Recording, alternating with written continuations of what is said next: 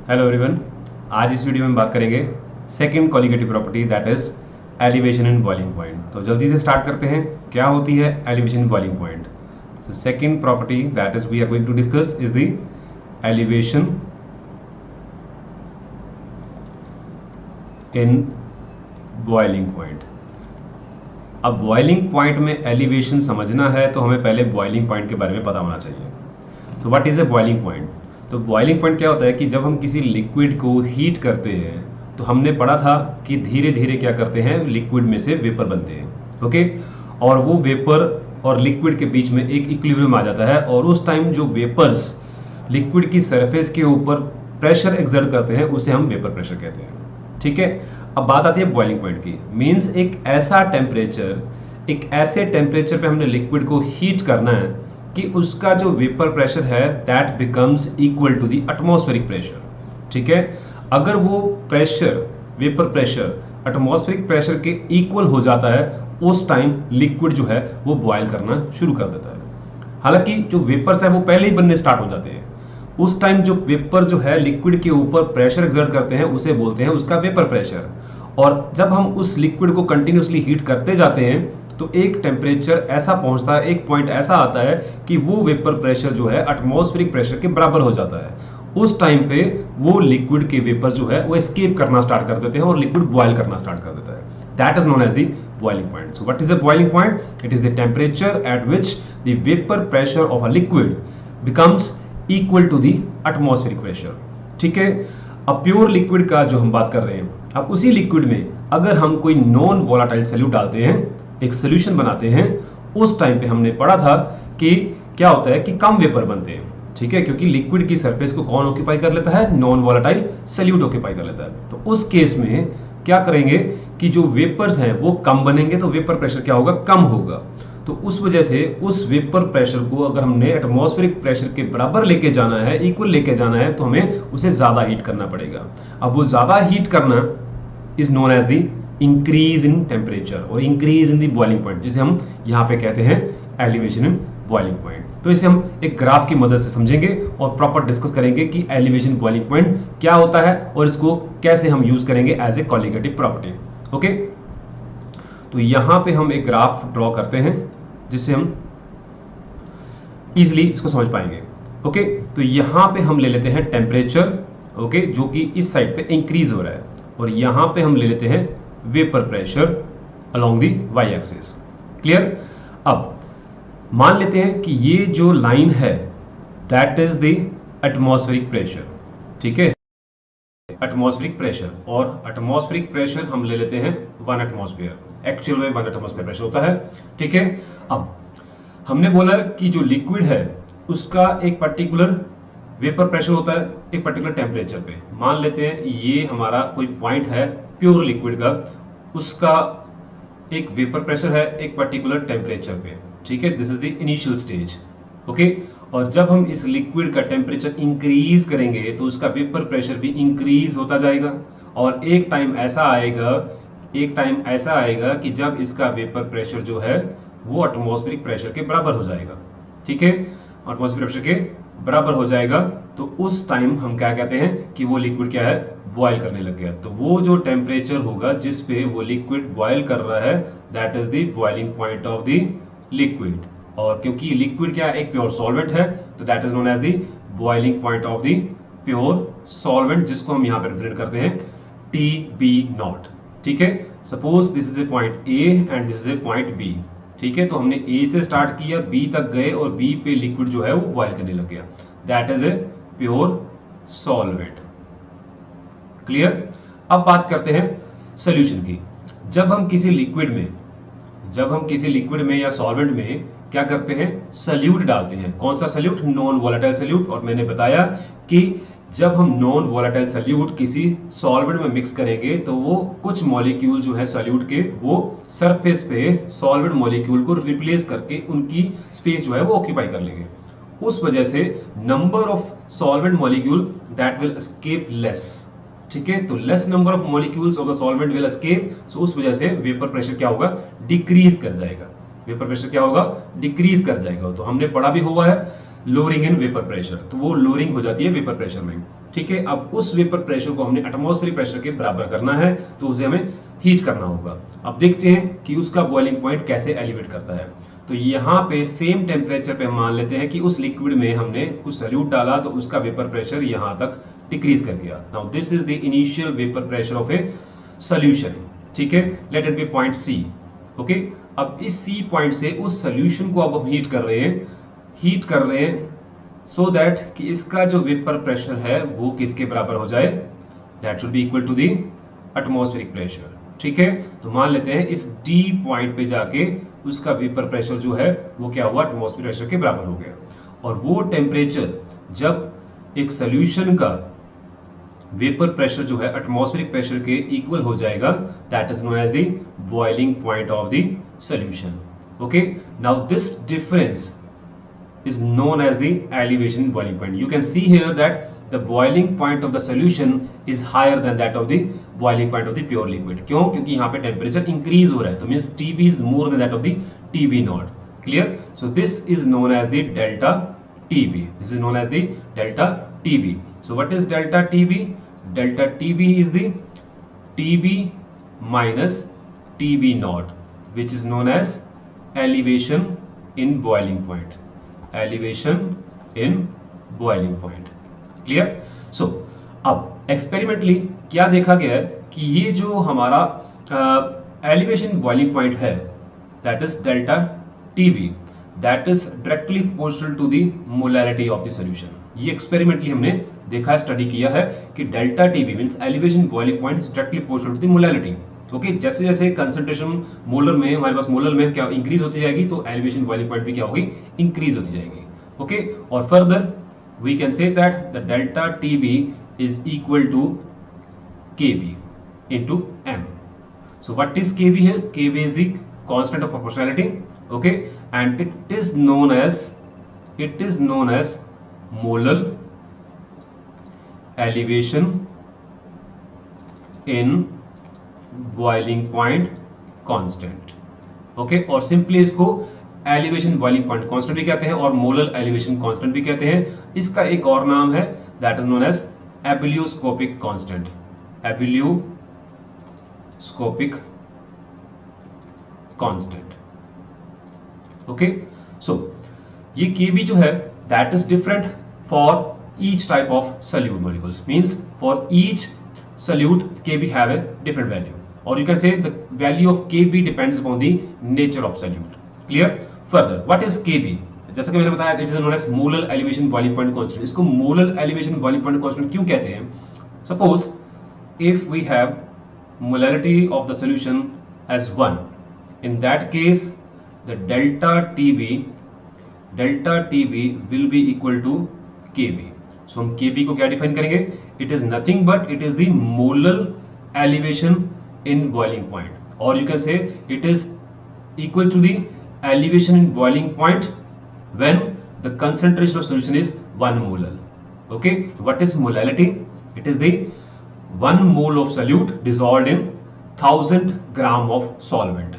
Clear? So you can say that the Kb is nothing but it is the elevation in boiling point of a solution in which 1 mole of solute is dissolved into the 1000 gram of the solvent, or simply you can say 1 molar solution.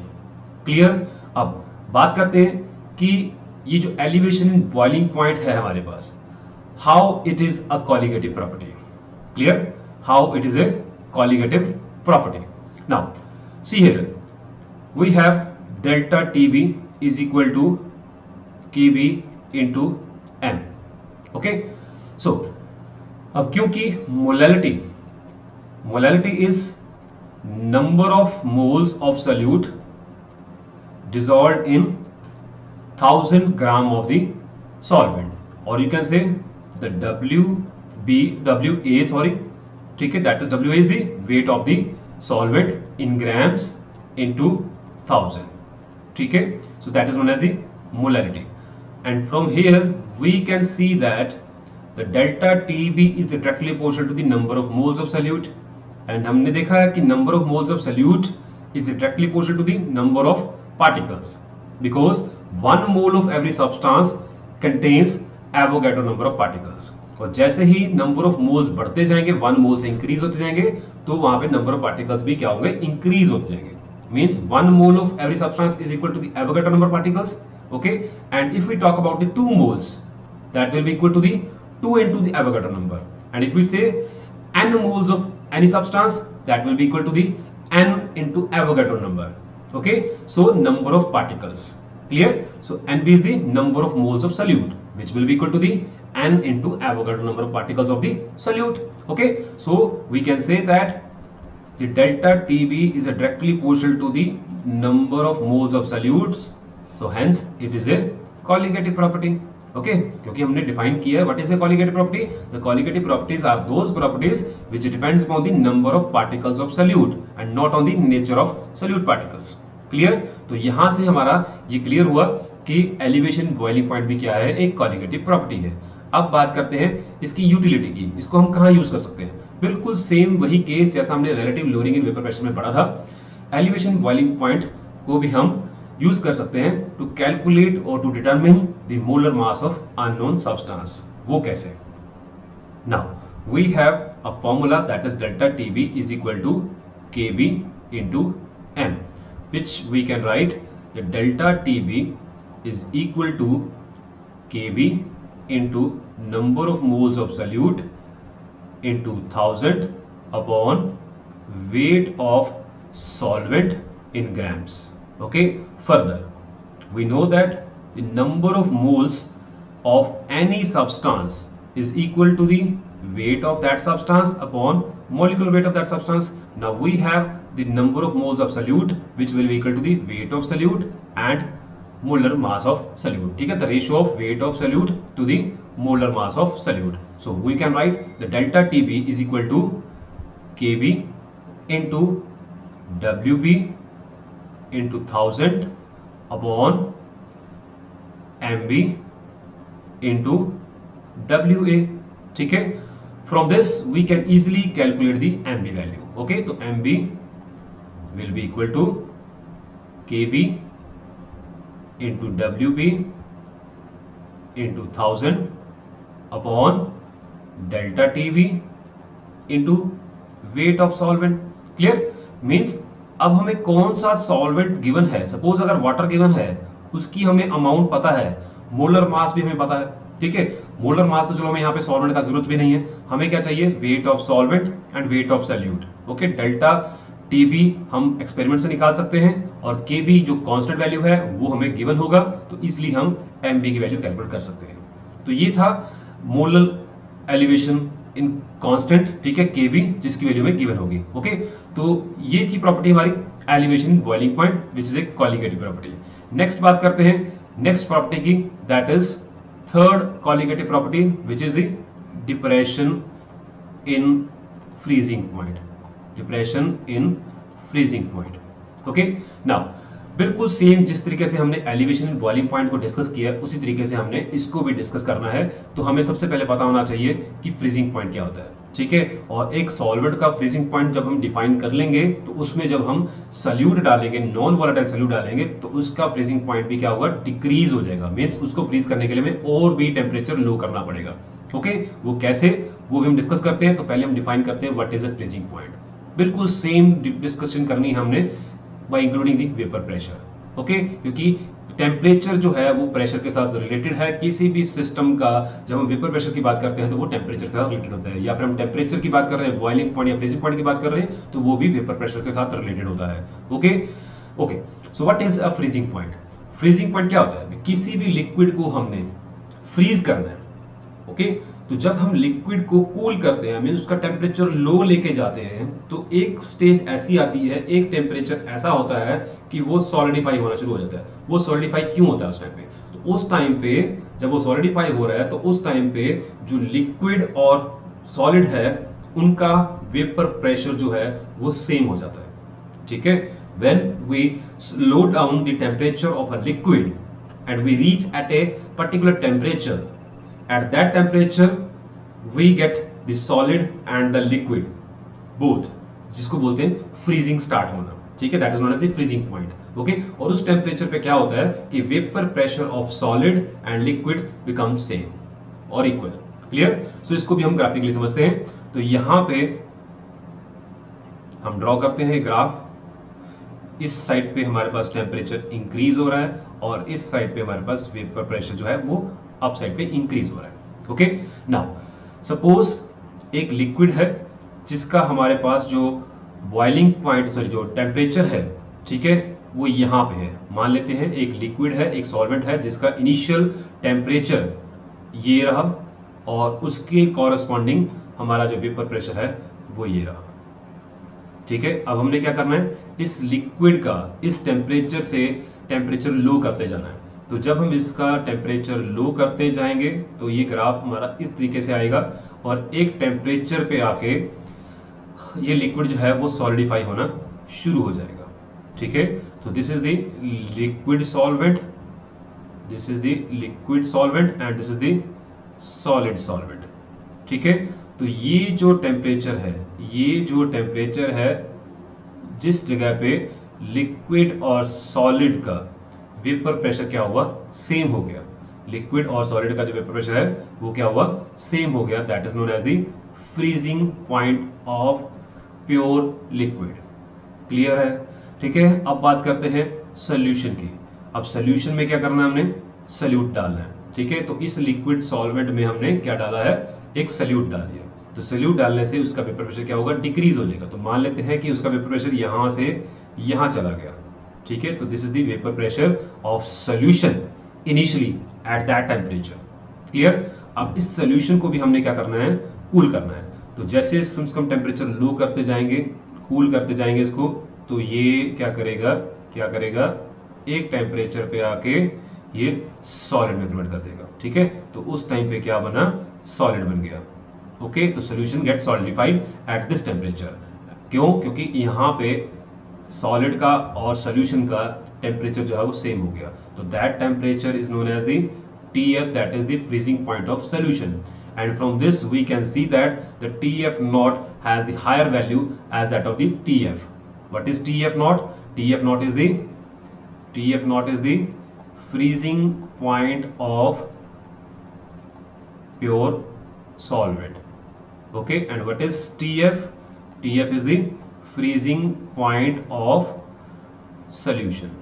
Okay, I hope it is clear to you कि freezing point क्या होता है। तो मैं अब again repeat कर रहा हूं, the freezing point is nothing, it is the temperature at which the vapor pressure of liquid and the solid becomes equal.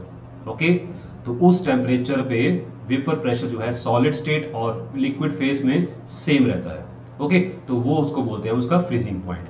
Clear? So again, so this difference is known as the delta TF, that is known as depression in freezing point. कितना decrease कर गया non volatile solute डालने से। Okay, so how can we define it? तो delta TF again बिल्कुल उसी तरीके से जैसे हमने एलिवेशन बॉइलिंग पॉइंट डिस्कस किया है कि ये भी एक्सपेरिमेंटली देखा गया है, that is directly proportional to the molality of the solution. Molality of the solution means delta TF is equal to KF into M. What is M? M is the molarity. And what is KF here? So KF is nothing but it is known as the molal depression in freezing point constant. That is known as molal depression in freezing point constant, or simply molar depression constant और depression in freezing point constant, या फिर जिस तरीके से Kb का नाम था एब्लिस्कोपिक constant, इस तरीके से KF का भी एक नाम है, that is known as cryoscopic constant. That is known as the cryoscopic constant. And if molality of solution is 1 molal, in that case delta TF will be equal to KF। तो हम KF को क्या define करेंगे? What is KF? तो KF is the depression in freezing point of a solution whose concentration is 1 molar, or you can say it is the depression in freezing point of 1 molar solution. Clear? तो आगे चलते हैं। How it is a qualitative property? बिल्कुल same उसी तरीके से जिस तरीके से हमने एलिवेशन बॉइलिंग पॉइंट को डिस्कस किया है, the delta TF is equal to KF into M, and what is m here? M is nothing but it is the number of moles of solute into 1000 and weight of solvent in grams, ठीक है. And what is NB? NB is nothing but it is the ratio of WB and MB, ठीक है. So we can put the value of NB here. वहाँ से हमारे पास molality आ जाएगी, that is WB into 100 into 1000 upon WA into MB. Just putting the value of small m here, we have the delta TF is equal to KF into WB into 1000 upon MB into WA, ठीक है. अब क्योंकि delta TF जो है directly proportional है molality के, molality directly proportional है number of moles के, तो hence delta TF is a colligative property. और इसकी यूटिलिटी भी बिल्कुल सेम, एक अननोन सॉल्यूट जिसका आपको कुछ अमाउंट बताया गया है कि हमने सपोज एक x ग्राम कोई सॉल्यूट है, ठीक है, x ग्राम आपको सॉल्यूट दे दिया, कोई अननोन है, उसको आपने 100 ग्राम वाटर में डाला और जस्ट चेक करो कि जो पहले वाटर था जिसका फ्रीजिंग पॉइंट 0 डिग्री सेल्सियस है, ठीक है, अब उस लिक्विड का फ्रीजिंग पॉइंट कितना है, मींस अब वो लिक्विड जो है सोल्यूशन जो है वो किस टेम्परेचर पे जाके फ्रीज करेगा. ओके, तो हमें क्या पता है उसमें, हमें पता है WB, हमें पता है WA और हमें KF की वैल्यू भी गिवन रहेगी और एक्सपेरिमेंट से हम क्या निकाल सकते हैं, डेल्टा TF, ठीक है. फ्रीजिंग पॉइंट ऑफ वाटर हमें पता है और फ्रीजिंग पॉइंट ऑफ सॉल्यूशन हम वहां पे कैलकुलेट करेंगे, ठीक है, उनकी डिफरेंस लेंगे और वहां से आ जाएगा डेल्टा TF. तो वो कौन सा सॉल्यूट हमने डाला था उसका क्या मॉलिक्यूलर वेट है वो हम यहां से निकाल सकते हैं, ठीक है. तो molecular weight of solute will be equal to the KF which will be given, which is a constant value for the water, and WB that is the weight of solute जो हमने यहाँ पे x लिया into 1000, okay, upon delta TF जो हमने calculate किया from the graph, and WA that is weight of water जो हमने यहाँ पे मान के चले थे कि क्या है 100 ग्राम है, ठीक है. तो ऐसे कोई भी वैल्यूज आपको गिवन होंगी तो आप यहाँ पे पुट करके MB जो है molecular weight of unknown solute calculate कर सकते हैं, ठीक है. तो ये था हमारा आज का लेक्चर जहां पे हमने दो कॉलिगेटिव प्रॉपर्टी, बहुत ही important colligative properties, elevation in boiling point and depression in freezing point को डिस्कस किया है. तो नेक्स्ट लेक्चर में हम डिस्कस करेंगे last colligative property that is osmotic pressure.